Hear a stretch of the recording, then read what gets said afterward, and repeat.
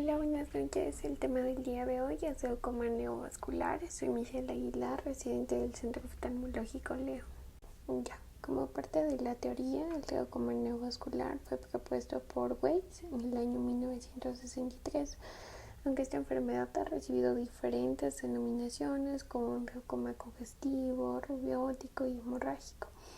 Este tipo de glaucoma secundario no es infrecuente, sino que está aproximadamente en un 3.9% de la población. El tratamiento terapéutico es difícil y la enfermedad se produce por el crecimiento de una membrana fibrovascular a nivel del ángulo camerular, como consecuencia de un estímulo angiogénico generado por enfermedades generales y oculares que causan una isquemia ocular. En sus inicios, al realizar la exploración gonioscópica, se constata un ángulo iridocorneal aparentemente abierto, pero bloqueado por esta membrana fibrovascular que posteriormente se retrae formando sinequias anteriores que cierran el ángulo hasta convertirlo en un glaucoma de ángulo cerrado. Bien, ahora como parte de la fisiopatología, la hipoxia tisular secundaria a la enfermedad isquémica retiniana o coroidea desencadena un estímulo angiogénico, entonces esto media la liberación del factor de crecimiento endotelial vascular. Este factor se sintetiza principalmente en las células de Muller de la retina. Este factor, entre otros, propicia una proliferación de vasos anómalos, que serían neovasos, que favorecen la migración de vasos preexistentes y una permeabilidad vascular aumentada.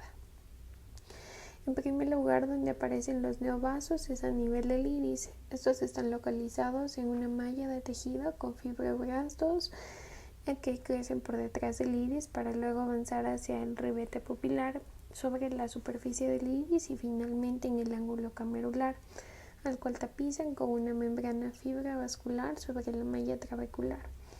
Esto se va retrayendo hasta provocar un verdadero cierre angular por oposición iridocorneal e impide la filtración del humor acuoso, y como consecuencia se produce aumento del apío y también una neuropatía óptica glaucomatosa secundaria. El daño al nervio óptico se produce por el aumento del apío, además que por la isquemia secundaria y la enfermedad del paciente. En realidad existen múltiples causas como parte de la etiología de la enfermedad. Se encuentra la oclusión vascular de la retina, también pacientes con retinopatía diabética, la cual es una de las complicaciones de la retinopatía diabética proliferativa avanzada. La prevalencia de este glaucoma neovascular en las retinopatías proliferativas es del 2%, pero aumenta hasta el 21% en pacientes con retinopatía diabética proliferativa. En esta última, la prevalencia puede ser hasta de un 65% de los pacientes. Otra de las causas son el síndrome isquémico ocular, que se produce por la presencia de un bajo flujo sanguíneo en el alveolo ocular debido a la obstrucción vascular severa que puede estar a nivel de la aorta, carótidas, arterias oftálmicas, vasos ciliares o arterias centrales de la retina. Como también podemos evidenciar en la imagen, se puede presentar en pacientes con anemia falciforme, retinopatía por radiación, enfermedad de Laes, traumas oculares, pacientes con arteritis de células gigantes y endoftalmitis, pacientes con inflamaciones severas, pacientes con desprendimiento de retina crónicos. Bien, ahora, ¿cómo son las manifestaciones y cómo avanza la enfermedad? En realidad, en el curso del glaucoma neovascular se presentan 4 estadios. El primero es el estadio inicial de la rubiosis de iris. Existe una presencia de neovasos en el área pupilar y o en el ángulo iridocorneal. En estos casos la pío es normal, aunque puede estar elevada si se asocia a un glaucoma primario de ángulo abierto. Los pacientes pueden estar asintomáticos durante esta fase.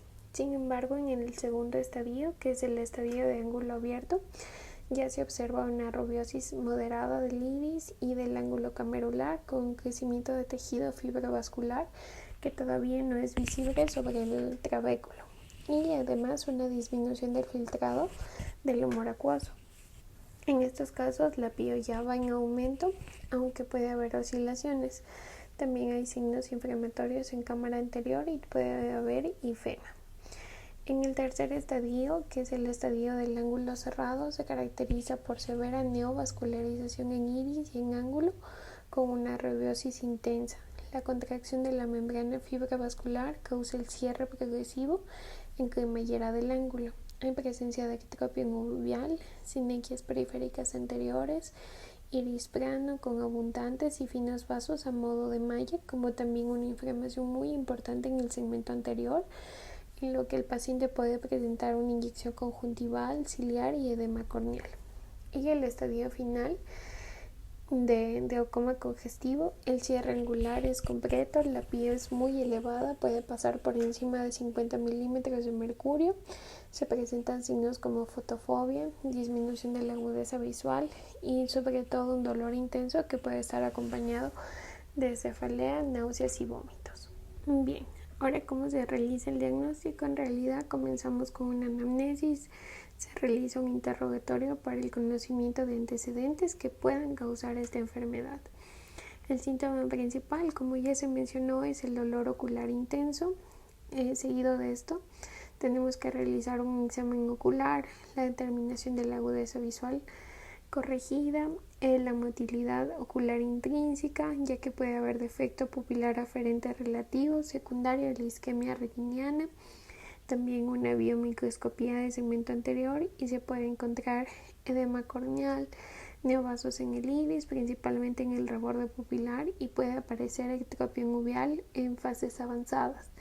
Tinta y turbidez del humor acuoso en cámara anterior, puede haber hipema o presencia de sangre en este.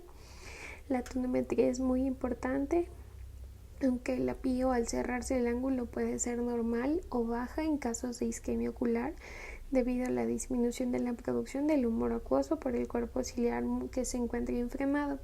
También es muy importante la gonioscopía, se realiza para valorar la amplitud del ángulo y la presencia de neovasos. Y el fondo de ojo se realiza para diagnosticar la enfermedad coreo-retiniana de base, así como el estadio del nervio óptico y la capa de fibras nerviosas de la retina. También podemos utilizar un ultrasonido modo B de polo posterior para así evaluar el estadio del segmento posterior y las características del nervio óptico, que sería muy importante la excavación. Es necesario realizarlo cuando exista opacidad de medios y no se pueda visualizar el fondo de ojo, como pacientes con catarata o pacientes con hemovitrio o desprendimiento de retina. También una angio es muy importante para diagnosticar la enfermedad causante, así como para dirigir y evaluar posteriormente el tratamiento con panfotocoagulación sobre la retina isquémica. Finalmente, el tratamiento del glaucoma neovascular es controversial y genera diversas opiniones. Las recomendaciones basadas en la evidencia para su tratamiento son escasas y la literatura tiene pocos artículos. Sin embargo, existen informes de la eficacia del uso de antiangiogénicos, ya que una intervención adecuada y rápida que incluye el tratamiento de la enfermedad causal del estímulo angiogénico. También podemos ocupar fotocoagulación panretiniana y la combinación de tratamiento médico-quirúrgico para el control del apío han proporcionado en los pacientes una discreta mejoría de la enfermedad en los últimos años. Para la prevención de estos glaucomas se sugiere que existe una detección temprana, control y seguimiento apropiado de las condiciones generadas de isquemia retiniana y por ende de neovascularización, como son la hipertensión y la diabetes mellitus en cada uno de los pacientes que tengamos.